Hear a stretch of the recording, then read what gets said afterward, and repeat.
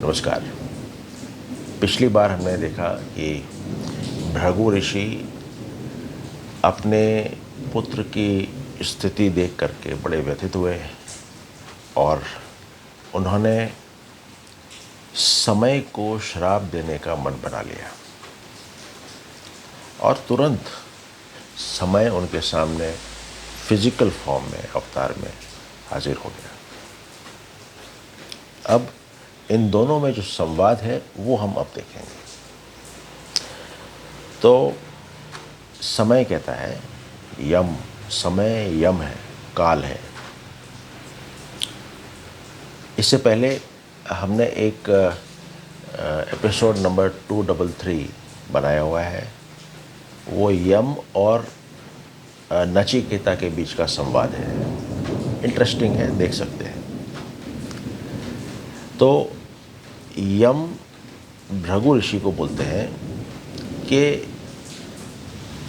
आपको किसी ने किसी तरह से ऑफेंड नहीं किया हुआ है, आपको किसी तरह से किसी प्रकार से तकलीफ नहीं दी, मगर आप बिना किसी कारण से अपना जो मानसिक संतुलन है उसको खो बैठे हैं। मैं अनिवार्य रूप से वही आचरण करता हूँ जो मुझे करना चाहिए, और क्योंकि आप मुझे पूजनीय लगते हैं इसलिए सबसे पहले तो मैं आपको नमन करता हूँ। वो कहते हैं कि अपना जो अपने गुण हैं उन गुणों को आप व्यर्थ न गंवाएं, क्योंकि मैं जो कर रहा हूँ वो मुझे करना चाहिए।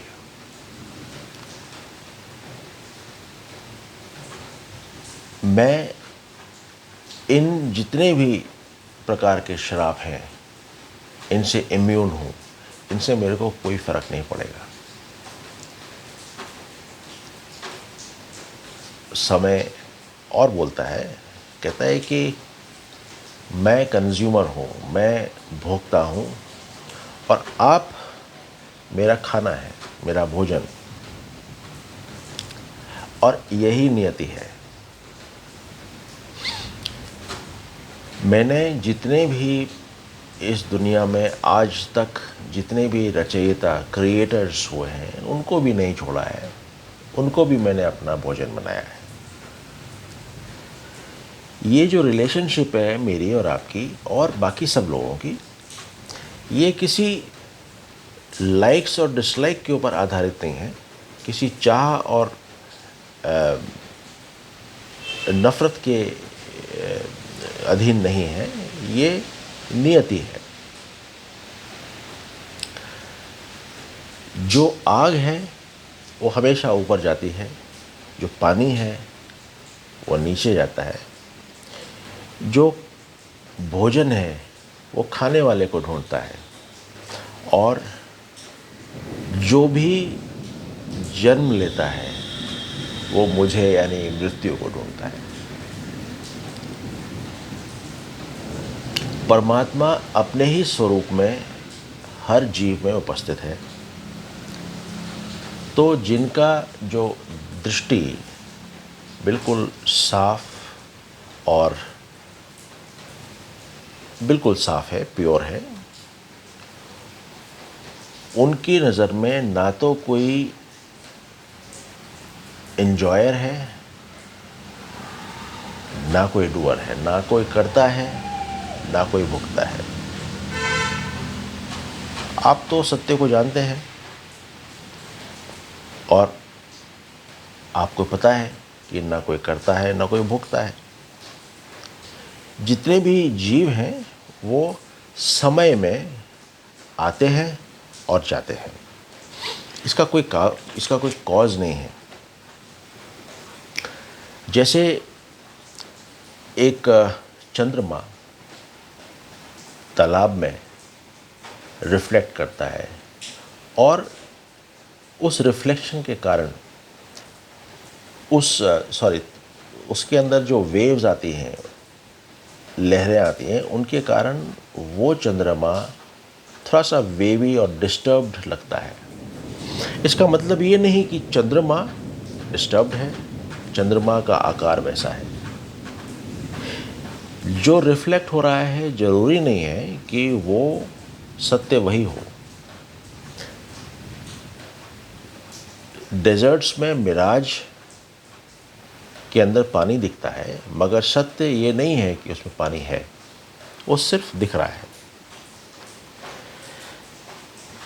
तो उसी तरीके से जो दिखता है जरूरी नहीं है कि वही सत्य हो। तो फिजूल में आप गुस्सा ना हो, क्योंकि जब गुस्सा होते हैं तो ये निश्चित होता है कि हमारा विनाश होगा। जो होना है वो होगा ही होगा। तो इसको अपना एक घमंड का एक कारण क्यों बनाया जाए। ये इसमें जो चीज़ बताना चाह रहे हैं वो ये है कि जो एक वाइज व्यक्ति होता है वो जो भी उसकी बॉडी को सस्टेन करने के लिए नेचुरल फंक्शंस हैं उनको करता रहता है, पर उन फंक्शंस के साथ वो अटैच नहीं होता। किसी प्रकार से उनको करने के कारण किसी प्रकार की उसमें कर्ता भाव नहीं आता है, कहीं से कोई ईगो का अटैचमेंट नहीं होता है, और ना ही वो उस गतिविधि से कोई प्लेजर को डिराइव करता है। वो सिर्फ होती है, एंड दैट्स अबाउट ऑल। जैसे बच्चा सोते हुए भी अपनी माँ का दूध पीता है, वो अपनी फिजिकल बॉडी की नीड्स को संतुष्ट कर रहा है, मगर उस वक्त बच्चा सो रहा है, यानी कि कर्ता सोया हुआ है, डूअरशिप है नहीं। ये वो चीज़ कहना चाह रहे हैं। आप अपना कार्य करते रहें, आप इन चीज़ों से परेशान ना हो। जो राइप फ्रूट होगा, पका हुआ फल होगा, वो अपने आप स्वतः गिरेगा, उसको कोई कारण की ज़रूरत नहीं है। जो मानसिक शरीर है, मेंटल बॉडी, वो इस स्थूल शरीर को चलायमान करती है।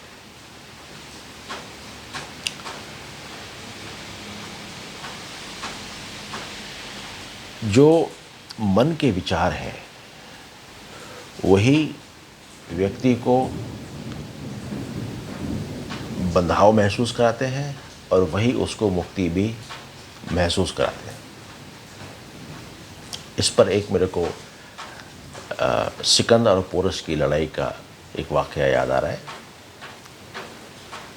कि सिकंदर ने पोरस को जब हराया तो उससे पूछा कि बताओ मैं तुम्हारे साथ क्या व्यवहार करूं।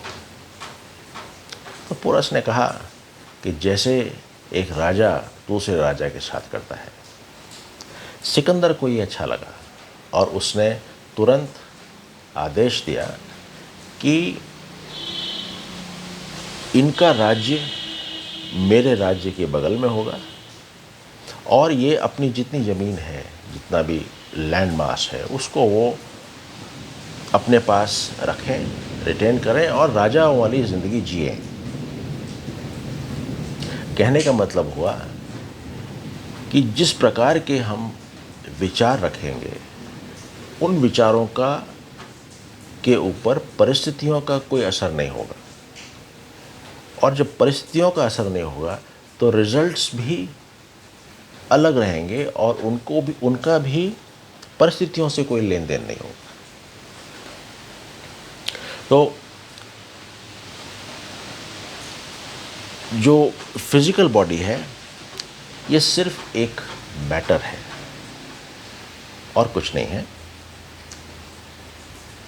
मगर इस मैटर को जब मन अपना बनाता है वहाँ पे ईगो का जन्म होता है। अपना नहीं बनाया कोई दिक्कत नहीं है, मगर जहाँ उसने इसको अपने से जोड़ा, वहीं उसकी देह वासना शुरू हो गई। और जब मन इस शरीर से अलग होता है, विपरीत दिशा में देखता है, तो ये देह वासना समाप्त हो जाती है। उसके बाद में यम ने बताया भृगु ऋषि को कि जब आप मेडिटेशन में थे तो बेटे ने क्या क्या कल्पनाएं की, कहाँ कहाँ गया, और इस समय वो क्या क्या कर रहा था, और इस वक्त वो क्या कर रहा है और कहाँ है। वो एक रिवर समंगा है, उसके तट के ऊपर वो मेडिटेट कर रहा है। तो भृगु ऋषि ने अपनी दृष्टि से, अपनी दिव्य दृष्टि से सब कुछ देखा, और देखने के बाद संतुष्ट होने के पश्चात वो कहते हैं कि आप पास्ट, प्रेजेंट और फ्यूचर तीनों के ज्ञाता हैं। ये जो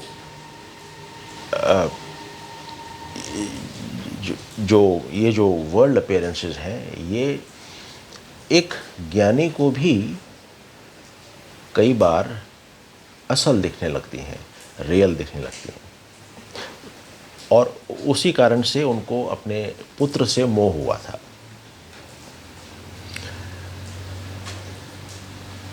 श्रीमान, हालांकि हम समझते हैं कि जीवन चक्र क्या है, घटनाएं क्या है, पर हम कई बार प्रभावित हो जाते हैं इन घटनाओं के इफ़ेक्ट्स से, जो कि खुशी या गम देते हैं, और इन्हीं को हम सौभाग्य और दुर्भाग्य भी कहते हैं। जो गुस्सा है, क्रोध है, वो व्यक्ति को वो काम करने के लिए उकसाता है जो कि वो करना नहीं चाहता या उसको करना नहीं चाहिए। और शांत भाव व्यक्ति को वही कार्य करवाता है जो उसको करना चाहिए।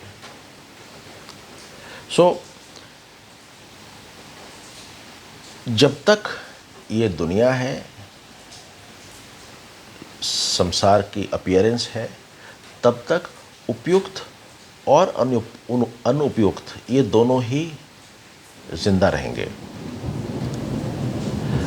आप अपने जो नेचुरल फंक्शंस हैं, अपने जो प्राकृतिक गतिविधियां हैं, आप वो कर रहे हैं, और हमें उससे कोई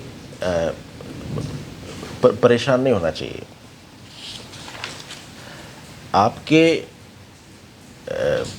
आपके कृपा से मैं अपने पुत्र को देख सका, और देखने के बाद दो चीज़ें मैं मानता हूँ।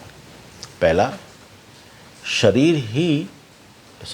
माइंड ही शरीर है, और दूसरा, माइंड ये पूरी प्रकृति को, पूरी दुनिया को जान देता है।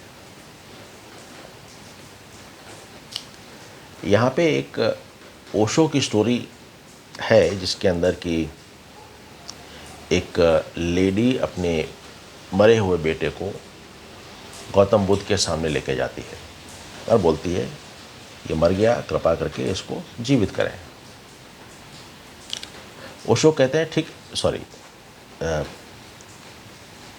गौतम बुद्ध कहते हैं, ठीक है, आप एक काम करें, किसी एक घर से थोड़े से सरसों के दाने ले आए। लेडी कहती, कोई बात नहीं, मैं ले आऊँगी, मगर ध्यान रखें कि वो जो घर हो, उस घर में किसी की मृत्यु ना हुई हो पास्ट में। लेडी गई, पूरे गांव में उसने चक्कर लगाया, मगर ऐसा घर उसको कोई मिला नहीं। हर घर में कभी ना कभी किसी ना किसी की मृत्यु हुई है। वो आई, समर्पित भाव से कहा कि मैं अब आपकी बात समझ गई हूँ, और ये जो है ये सत्य है। इस संसार का सत्य जीवन और मरण ही है। जब मैं इसको जान गई तो इनसे परेशान होने की कोई बात नहीं होती। इसके ऊपर समय ने कहा कि जिस प्रकार से एक कुम्हार घड़े बनाता है, उस प्रकार से मन शरीर बनाता है। और उस मन के अंदर, उस शरीर के अंदर और बाहर जो है वो एक ही है। वो शरीर बनाता है और उसको डिस्ट्रॉय भी करता है समय में। जो व्यक्ति अज्ञान से ग्रसित है, वो व्यक्ति अपनी इन स्थूल आंखों से, फिजिकल आइज से उस फिजिकल बॉडी को देखता है और उसी को ये समझता है कि ये बॉडी और ये माइंड, ये दोनों अलग अलग हैं, जबकि बॉडी और माइंड एक ही है।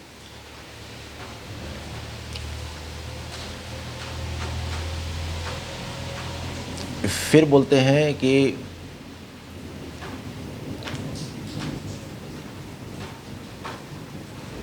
ये जो माइंड है, ये दुनिया में, वर्ल्ड में जो है इन्वॉल्व हो जाता है और कई प्रकार के नोशंस को एंटरटेन करता है, कई प्रकार के धारणाओं को अपने अंदर लाता है और फिर उसके उसी के तरीके से उसके इफ़ेक्ट्स भी होते हैं।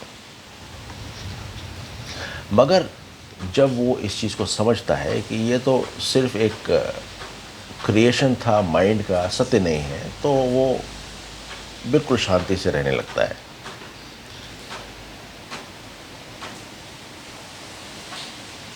फिर इन्होंने बताया, समय ने, कि mind is like a vast ocean.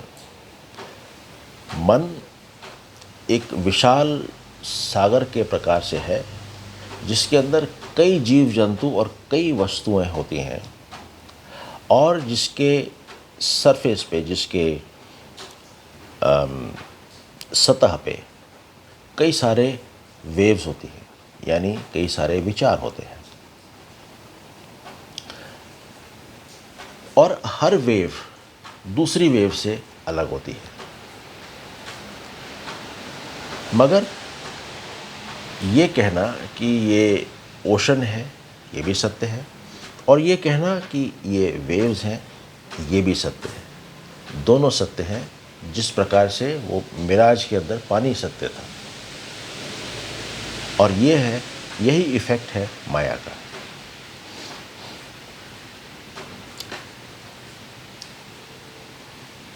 समय बोलता है कि विविधता, इस असीम चेतना में जो विविधता है, उसका कोई अस्तित्व नहीं है, मगर अस्तित्व है तो सिर्फ विचारों में है और एक कल्पना में है।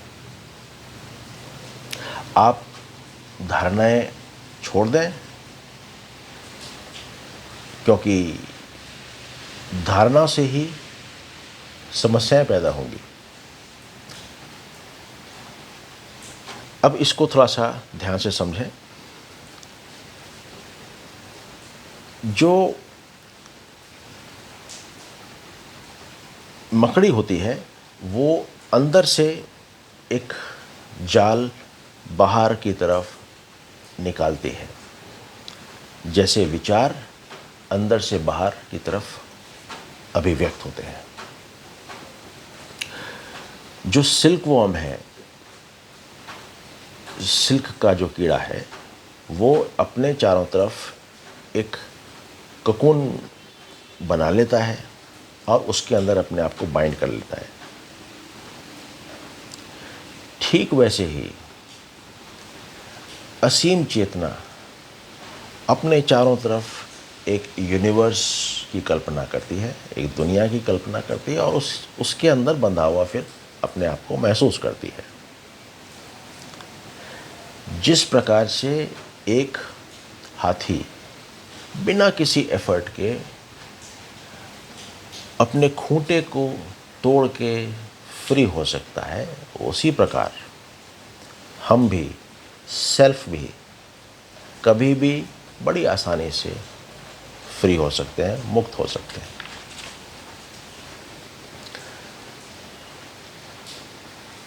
इन्होंने बताया कि जैसे ही मन का जन्म हुआ, धारणाओं का जन्म हो गया। भगवान, शैतान और इंसान ये सारे एक हैं, ये सारे इनफाइनाइट कॉन्शियसनेस है और यही सत्य है। बाकी सारे जितने भी दावे हैं ये सब असत्य है।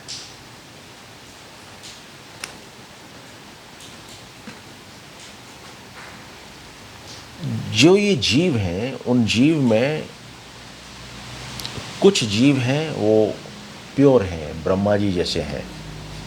कुछ जीव हैं वो शिव जैसे हैं और कुछ हैं वो महेश, ब्रह्मा विष्णु महेश तीनों के अवतार हैं। इन तीनों में फर्क हल्का हल्का है, अलग अलग डिग्रीज का है और ये डिग्रीज जो हैं वो अशुद्धता की डिग्रीज हैं। फिर कहते हैं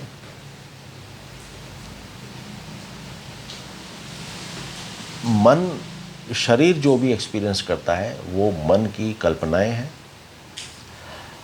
आपके पुत्र ने जो भी विचार किया, जो भी इच्छा की अपने मन में, वही उसने एक्सपीरियंस किया और इसके लिए हम जिम्मेदार नहीं हैं। हर व्यक्ति